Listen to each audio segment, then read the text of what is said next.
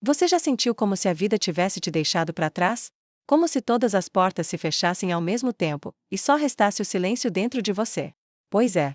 Foi exatamente assim que me senti no dia em que meu marido foi embora, levando não só suas malas, mas também meu chão, minha coragem e até minha vontade de sonhar. Naquela manhã, a chuva caía fina sobre o telhado de Eternite da minha casa simples no interior de Minas Gerais. O cheiro de café recém-passado ainda pairava no ar, mas era como se ele não me alcançasse mais. Eu estava sentada à beira da cama, os olhos fixos na parede descascada do quarto, enquanto escutava o som da caminhonete dele ligando do lado de fora. Nenhuma despedida. Nenhum olhar para trás. Depois de 18 anos juntos, tudo terminou como se fosse nada. Meu nome é Ângela Ribeiro. Hoje estou contando minha história de amor, luta e superação. Já passei por muitas coisas nesta vida. Vou lhe contar tudo neste relato. Eu tinha 40 anos. 2 filhas criadas com muito sacrifício, uma casa modesta construída com esforço e o coração estilhaçado em 1000 pedaços. Durante meses, minha rotina se resumia a levantar, preparar o café da manhã para mim mesma e encarar a parede. As vizinhas falavam em voz baixa quando eu passava pela calçada. Coitada, foi trocada por uma novinha, diziam. E era verdade. Meu ex-marido agora desfilava com uma mulher quase 20 anos mais nova, enquanto eu tentava juntar os cacos da minha dignidade. Minha fé era a única coisa que me restava. Eu me ajoelhava no chão do quarto, todas as noites, e dizia: Deus, eu não tenho mais forças. Mas se ainda existe um recomeço para mim, me mostra o caminho. O caminho não veio rápido. Não foi mágico. Mas ele veio. Começou com um detalhe. Pequeno, uma moça da igreja me convidou para ajudar no preparo de uma quermesse. Eu, que mal tinha vontade de sair de casa, aceitei. Era algo simples, descascar mandioca, tempura frango, arrumar as banderinhas. Mas foi ali, no meio das risadas femininas, do cheiro de comida boa e das mãos trabalhando juntas, que eu senti o primeiro sinal de vida voltando dentro de mim. Uma das mulheres, Dona Cida, me abraçou no final do dia e disse: Ângela, você é muito forte. A gente sente sua luz, mesmo você achando que tá apagada. Aquilo mexeu comigo. Será que eu ainda tinha luz? Nas semanas seguintes, comecei a fazer pequenas coisas para mim. Cortei o cabelo, pintei as unhas sozinha com aquele esmalte vermelho que eu sempre amei, mas que ele dizia que era vulgar. Voltei a caminhar na pracinha da cidadezinha. Sorrir ainda era difícil, mas já não doía tanto levantar da cama. Foi nessa fase que eu conheci João Pedro. Ele era o primo da Dona Cida, estava de passagem pela cidade. Alto, barba por fazer, olhar sereno e aquele jeito de quem escuta com a alma. Nos encontramos pela primeira vez numa roda de conversa no coreto da praça, durante um evento comunitário. Ele puxou o assunto com uma delicadeza que me surpreendeu. Falamos sobre fé, sobre filhos, sobre sonhos. Eu me sentia nervosa, como uma adolescente. Era estranho, e bonito ao mesmo tempo. Nos dias seguintes, ele apareceu outras vezes. Às vezes para ajudar com os eventos da igreja. Outras, só para tomar um café e conversar. E eu comecei a sentir algo que não sentia há anos: esperança. Não era só sobre ele. Era sobre mim. Sobre perceber que a vida podia ter pausas, mas também podia ter recomeços. Um dia, ele me perguntou: Ângela, o que você mais deseja hoje? Eu olhei nos olhos dele e respondi, quase sussurrando: paz. Só isso, paz no coração. Ele sorriu e disse: então deixa eu caminhar ao seu lado até ela chegar. E foi ali que minha alma, que tanto chorou em silêncio, começou a enxergar uma luz no fim do túnel. Mas eu ainda não sabia que essa luz se chamava amor verdadeiro. Se essa história dessa mulher está tocando seu coração, deixa o seu like. Isso ajuda muito o canal e mostra que você quer ouvir mais histórias reais como essa. Se inscreve aqui no canal e ativa o sino para não perder nenhuma das próximas histórias que estão por vir. E se você conhece alguém que também precisa ouvir algo assim, compartilha. Às vezes, uma história simples pode transformar um dia inteiro. Obrigada por estar aqui e ouvir com o coração.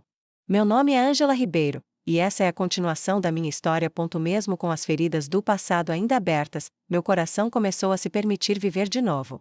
João Pedro era diferente. Não me pressionava, não forçava sorrisos. Ele apenas estava ali. Com presença. Com silêncio respeitoso. Com palavras que confortavam mais do que qualquer abraço. Nos encontrávamos quase todos os dias na pracinha. Ele sempre trazia um pão de queijo fresquinho da padaria e uma garrafinha de café. Sentávamos em um banco de madeira, sob a sombra de um ipê roxo. Ele ouvia minhas histórias, minhas mágoas, minhas memórias. E nunca me interrompia. Só deixava eu falar. E isso, para uma mulher que foi calada por tantos anos, era um milagre. Certa tarde, o céu estava de um azul limpo, e a brisa batia de leve no rosto. Eu terminei de contar sobre uma das traições que sofri no casamento, e ele segurou minha mão com carinho e disse: Ângela, você não mereceu nada daquilo. Mas merece tudo daqui pra frente. Você tem noção da mulher incrível que é? As lágrimas escorreram sem que eu percebesse. Eu não sabia o que dizer. Só conseguia sentir. Aquela frase simples foi como um bálsamo na minha alma cansada. Na semana seguinte, ele me convidou para ir até a casa da tia dele, no sítio. Era um domingo de sol, e aceitei. Fomos de carro, ouvindo música boa, e eu ria como há muito tempo não ria. Lá, ele me mostrou o pomar, a horta, os cachorros correndo pelo quintal. Me tratava com tanto respeito, tanta gentileza, que por vezes eu duvidava que era real. Na varanda da casa, enquanto tomávamos suco de acerola colhida na hora, ele falou algo que me desarmou: eu não tô aqui só de passagem, Ângela. Sei que você já sofreu demais.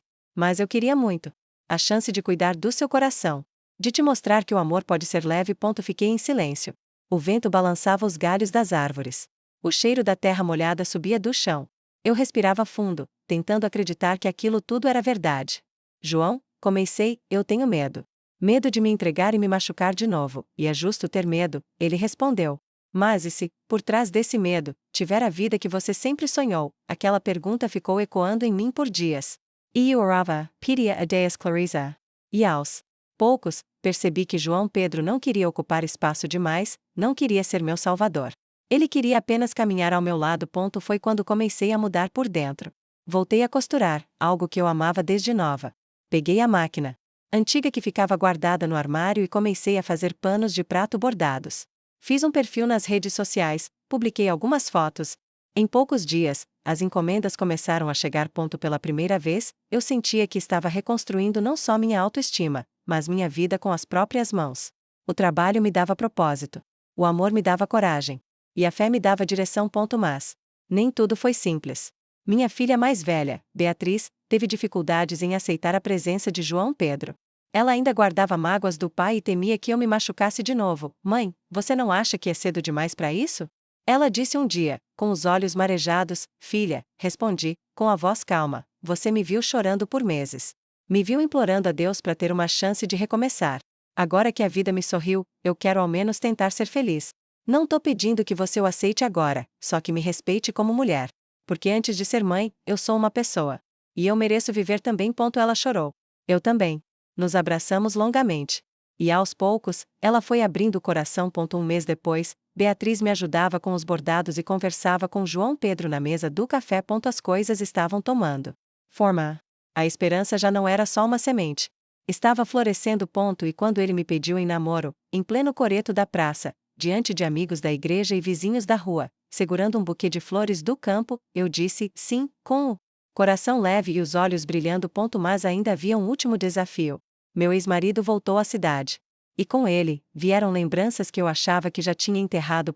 Ele apareceu em frente à minha casa, magro, abatido, com aquele olhar de quem perdeu tudo. Disse que se arrependeu, que queria tentar de novo. Mas eu já não era a mesma. Me encarei no espelho naquela noite. Me six forte. Linda. Digna. E no meu coração, uma certeza: eu havia trocado a tristeza pela esperança. E a esperança me levou direto pro amor verdadeiro. O reencontro com meu ex-marido poderia ter sido o início de um novo capítulo amargo, mas, na verdade, foi o ponto final de uma história que já não me pertencia mais. Ele ficou ali, parado na porta da minha casa, esperando que eu abrisse as portas do passado, como fiz tantas vezes. Mas, pela primeira vez na vida, eu olhei para ele sem medo, sem raiva e sem amor. Eu vim para pedir perdão, ele disse. Fui um idiota. Destruí a melhor coisa que eu tinha. Respirei fundo. O vento soprava leve, mexendo a cortina da sala. O cheiro de bolo de fubá com erva doce vinha da cozinha, onde João Pedro preparava o lanche com a delicadeza que só ele tinha. Me aproximei do portão, com serenidade no olhar e a alma em paz. Eu te perdoo, respondi. Mas não posso te aceitar de volta. Hoje, eu sei meu valor. E não volto mais pro lugar onde fui diminuída. Ele abaixou a cabeça. Não disse mais nada. Virou as costas e foi embora. E com ele, foi embora o último resquício da mulher que eu fui. Voltei para dentro de casa e me vi sorrindo, com o coração tão leve que parecia flutuar. João Pedro me esperava com 2 xícaras de café e aquele sorriso calmo que me desarmava. Tudo bem? Ele perguntou, como quem já sabia. Tudo ótimo, respondi. Eu fechei a última porta que ainda me prendia ao passado. Nos sentamos no sofá, lado a lado, com o sol da tarde iluminando a sala. Ali, naquele instante simples, eu venci. Os dias que seguiram foram os mais bonitos da minha vida. Eu e João Pedro começamos a construir uma nova rotina, feita de cuidado, respeito e pequenas alegrias. Ele me ajudava nas encomendas de bordado, me levava flores do jardim, e aos domingos, cozinhava o prato preferido dele, arroz com pequi. Até disso eu aprendi a gostar. Cara sorrindo de boca aberta e olhos sorridentes, minhas filhas também se abriram. Beatriz passou a chamar João de JP e ria das piadas dele. Já a mais nova, Clara, dizia que ele era um paizão com alma de poeta. Nosso lar voltou a ter risadas. E eu? Voltei a ter sonhos. Um dia, durante um almoço embaixo do pé de jabuticaba, ele me olhou com os olhos marejados e disse: Ângela, eu nunca imaginei que fosse encontrar o amor da minha vida aos 40 e poucos anos. Mas encontrei. E foi você. Eu sorri com o coração batendo acelerado. Peguei a mão dele e respondi: a gente nunca é velho demais para amar. E nunca é tarde para começar de novo. Nos casamos 6 meses depois, em uma cerimônia simples. No quintal da minha casa. Tudo feito com a ajuda dos amigos da igreja e das vizinhas. Meu vestido foi costurado por mim mesma, com renda branca e um bordado em forma de flor de laranjeira.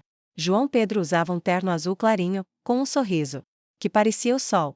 E na hora dos votos, ele disse: eu prometo caminhar ao seu lado, com passos firmes e coração aberto. Prometo respeitar suas dores, celebrar suas vitórias e segurar sua mão nos dias bons e ruins. E se a tristeza bater na porta de novo, a gente deixa ela entrar só para tomar um café, porque agora, quem mora aqui é a esperança. Eu chorei. Todo mundo chorou. Hoje, alguns anos depois, estou aqui contando essa história. Não porque foi fácil, mas porque foi real. E porque eu sei que tem muitas mulheres do outro lado dessa tela que precisam ouvir isso. Você ainda pode recomeçar. Você ainda merece o amor. Você ainda é forte. A tristeza me fez desacreditar da vida. Mas a esperança me levou até o amor mais bonito que já vivi. E agora, quando olho para trás, eu não sinto dor. Sinto gratidão. Gratidão por ter sido quebrada, só para poder me reconstruir com mais força, mais fé e mais amor. Porque quando você troca a tristeza pela esperança, a vida nunca mais é a mesma. E eu sou a prova viva disso. Fim.